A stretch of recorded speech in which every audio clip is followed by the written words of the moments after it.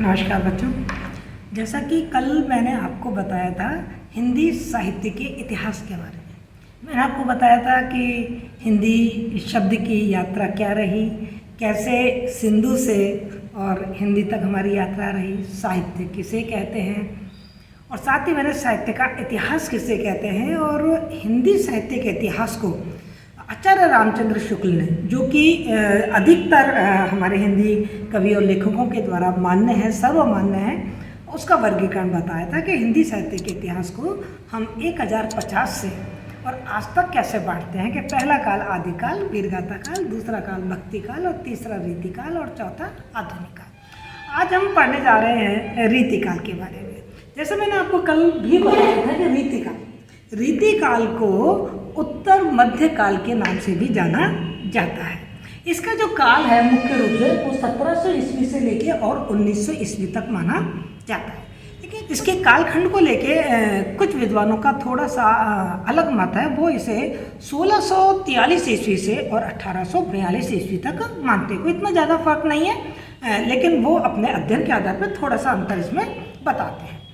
रीतिकाल वास्तव में वह काल कहलाता है जिसमें संस्कृत के जो लक्षण ग्रंथ थे उनका अनुसरण करते हुए श्रृंगार परक लक्षण ग्रंथ लिखे गए। इसी काल को रीतिकाल के नाम से जाना जाता है। रीतिकाल के नामकरण के बारे में भी अलग अलग विद्वानों के अलग अलग मत हमें देखने को मिलते हैं। हमें रीतिकाल हमने हिंदी साहित्य में कई नामों से, अलग अलग नामों से लोगों ने पुकारा है।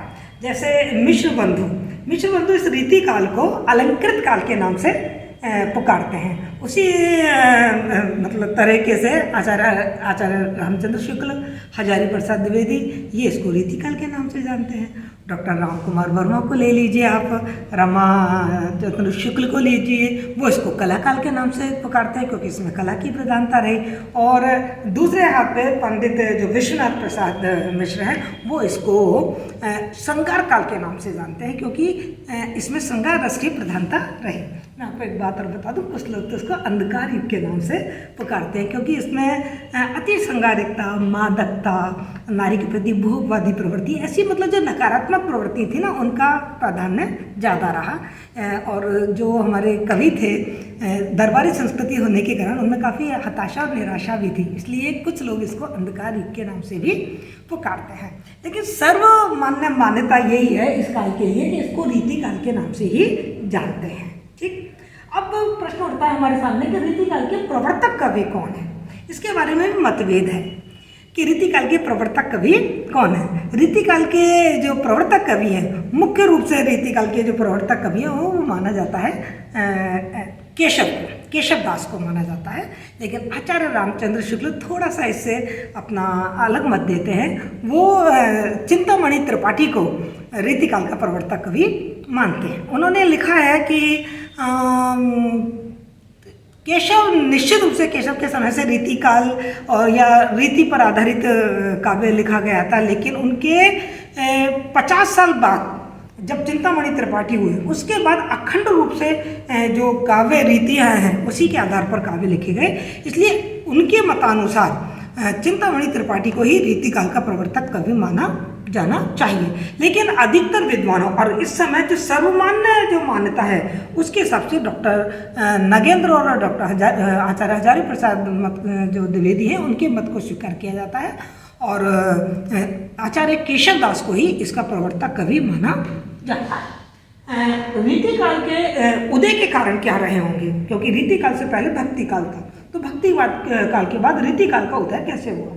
तो सबसे पहले तो मैं इसके लिए भी अलग अलग विद्वानों ने अलग अलग मत दिए हैं कि रीतिकाल का उदय किस तरीके से हुआ होगा। आचार्य जो रामचंद्र शुक्ल है वो कहते हैं क्योंकि रीतिकाल में जो आश्रयदाता थे उनकी जो रुचियाँ थी, क्योंकि जितने भी जो कवि हुए हैं वो किसी न किसी राजा के दरबार में रहे हैं, उनके आश्रय में रहे हैं, वो उनके आश्रयदाता हैं। तो जब वो उनके आश्रयदाता हैं तो कवियों को अपने आश्रयदाताओं की रुचि के अनुकूल ही काव्य रचना करनी पड़ी। तो इसलिए आश्रयदाताओं की रुचि के अनुकूल ये काव्य रीतियों के आधार पर काव्य लिखा गया, इस प्रकार इसका उदय हुआ। लेकिन दूसरी तरफ जो आचार्य हजारी प्रसाद द्विवेदी हैं उनका मानना है क्योंकि संस्कृत साहित्य से प्रभावित होकर इस काल के कवियों ने अपना आचार्यत्व प्रदर्शित किया और इस तरीके के काव्य ग्रंथ, लक्षण ग्रंथ लिखे। इसलिए इसका उदय हुआ।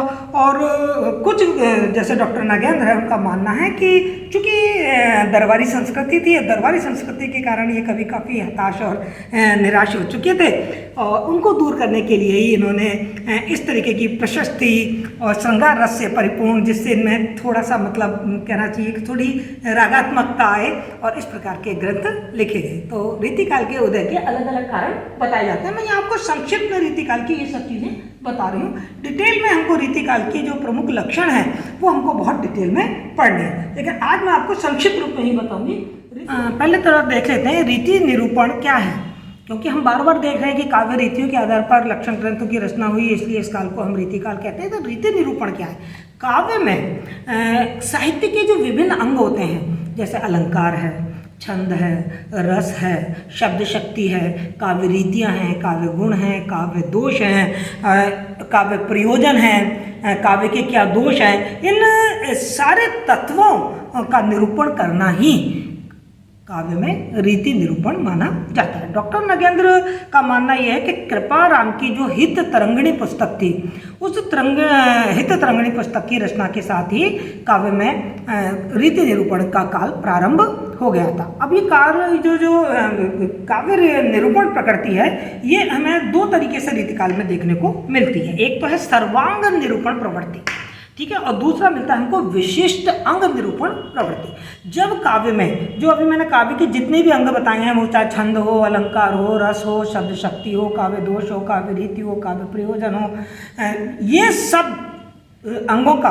जब निरूपण किया जाए तो उसको हम कहेंगे सर्वांग रीति निरूपण प्रकृति। लेकिन जब किसी काव्य में उस काव्य के सारे अंगों का नहीं, कोई छंद हो या अलंकार हो या रस हो या किसी एक अंग का ही निरूपण किया जाए, तो उसे हम विशिष्टांग काव्य रीति निरूपण कहा जाता है। तो इस प्रकार हमने काव्य जो रीति का निरूपण है वो देखा कि काव्य निरूपण किसे कहते हैं। मोटे रूप में हम रीतिकाल के जो लक्षण है वो यदि हम देखते हैं तो हम देखते हैं कि इस काल में श्रृंगार रस की प्रधानता है। लक्षण ग्रंथ बहुत लिखे गए, लक्षण ग्रंथों की प्रधानता है, इसलिए काव्य में कहना चाहिए आचार्यत्व, शास्त्रार्थ इसकी प्रधानता रही। अलंकारिता की प्रधानता है, ब्रजभाषा रही है इस काल की, जो शैली है वो मुक्तक काव्य शैली रही है। नारी के प्रति भोगवादी प्रवृत्ति देखने को मिली है। श्रृंगार की भी हमें मांसलता का रूप ही यहाँ अधिक देखने को मिलता है। ये रीतिकाल की कुछ मोटी मोटी विशेषताएं मैंने आपको बताई हैं। आइए देखें, ये रीतिकाल है ना, इस रीतिकाल को भी विभिन्न काव्य धाराओं में बांटा जाता है। जैसे रीतिकाल को प्रमुख रूप से 3 काव्य धाराओं में बांटा जाता है। एक है रीतिबद्ध, एक है रीति सिद्ध और एक है रीति मुक्त। ये जानना बहुत जरूरी है हमारे लिए कि रीतिबद्ध, रीति सिद्ध और रीति मुक्त कवियों में क्या अंतर था, इन तीनों की क्या विशेषताएं थी और कौन कौन से कवि रीतिबद्ध थे या कौन से कवि रीति मुक्त थे या कौन से कवि रीति सिद्ध थे, ये जानना हमारे लिए बहुत आवश्यक है। तो आइए सबसे पहले हम देखते हैं रीतिबद्ध कवि कौन थे या रीतिबद्ध काव्य धारा की क्या खास विशेषताएं थी।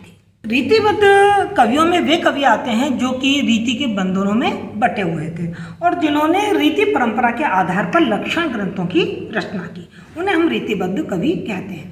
इस वर्ग में प्रमुख रूप से जो कवि आते हैं, चिंतामणि त्रिपाठी, आपके केशव, आपके मतीराम, पद्माकर, भिखारीदास, ये मंडन मिश्र, ये इस काल के प्रमुख कवि रहे हैं। डॉक्टर नगेंद्र इन कवियों को रीतिकार या आचार्य कवि के नाम से जानते हैं। इन कवियों की जो प्रमुख विशेषता रही वो सबसे पहली बात तो जैसा कि हम परिभाषा से देख रहे हैं कि इन्होंने लक्षण ग्रंथों की रचना करी, जो साहित्य के अंग थे, जो काव्य के अंग थे, छंद, अलंकार, रस, इनके आधार पर इन्होंने लक्षण ग्रंथ की रचना की और इसीलिए इनके जो काव्य है उसमें हमको आचार्यत्व और शास्त्र प्रधान इनके जो काव्य हैं, और लेकिन इनका कवित्व भी मरा नहीं है। कवित्व और आचार्यत्व दोनों का मिश्रण हमको देखने को मिलता है।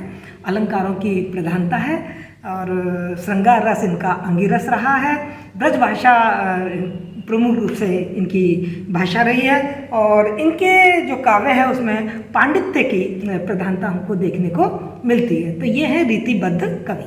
ये दूसरा जो वर्ग आता है, जो काव्य धारा है रीतिकाल की, वह है रीति सिद्ध कवि। अभी रीति सिद्ध कवि क्या है? रीति सिद्ध कवि वे हैं जिन्होंने साहित्य के ये विभिन्न अंग हमने पढ़े हैं ना, छंद, अलंकार, रस और काव्य उद्देश्य और ये सब, इनके आधार पर लक्षण ग्रंथों की रचना नहीं की है, मगर इन परिपाटियों के आधार पर उत्कृष्ट काव्य रचना की है। उनको हम कहते हैं रीति सिद्ध, मतलब जिन्होंने रीति को स्वीकार तो किया पर रीति के आधार पर लक्षण ग्रंथों की रचना नहीं की। इन रीति सिद्ध कवियों में सबसे प्रमुख नाम जिनका आता है वो है बिहारी। इस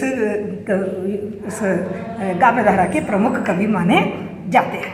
तीसरे जो काव्यधारा है वो है रीति मुक्त। नाम से मालूम पड़ा रीति मुक्त, जिन्होंने रीति के काव्य रीतियों के आधार पर कोई रचना नहीं की, वो काव्य रचना में पूरी तरीके से स्वतंत्र रहे। उनकी जो प्रकृति थी वो पूरी तरीके से उन्मुक्त प्रवृत्ति थी। जो रीति सिद्ध कवि और रीति मुक्त कवि, इन दोनों की यदि काव्य विशेषताओं में हम बारीकी से अध्ययन करें तो हमें एक अंतर दिखाई देता है कि जो रीति सिद्ध कवि है वो उत्कृष्ट काव्य रचना कर रहा है।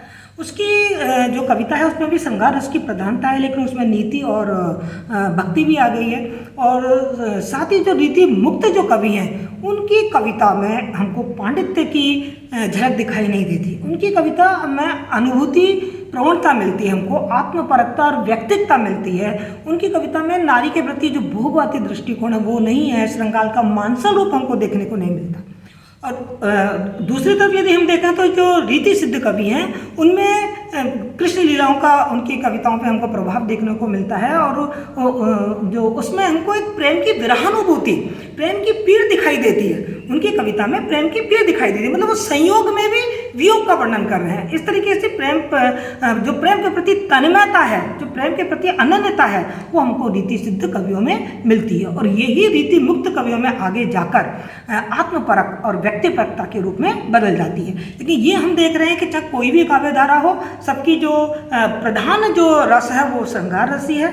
दूसरा हम देख रहे हैं उनकी जो भाषा है वो ब्रज भाषा ही है, और उनमें अलंकारिकता, सवैया, दोहा, कवित्व, इस प्रकार के छंदों की प्रधानता हमको देखने को मिलती है। तो इस तरीके से मैंने आपको रीतिकाल की जो एक मूल आधारभूत जो जानकारी होनी चाहिए वो मैंने आज आपको दी है। आगे वाली क्लास में मैं आपको रीतिकाल की क्या विशेषताएं हैं उनको हम बहुत विस्तार से बताने वाले हैं, क्योंकि ये आपकी परीक्षा की दृष्टि से भी बहुत इम्पॉर्टेंट है। लेकिन आज की क्लास और जो कल हो गई है क्लास, जिसमें मैंने आपको हिंदी साहित्य की पृष्ठभूमि के बारे में थोड़ा बताया, हिंदी साहित्य के इतिहास के बारे में थोड़ा बताया, और आज जो रीतिकाल की मूलभूत बातें बताई, ये जानना आपके लिए बहुत जरूरी है। क्योंकि यदि आपको ये चीज़ें नहीं आएंगी ना तो आप रीतिकाल के कवियों को नहीं समझ पाएंगे।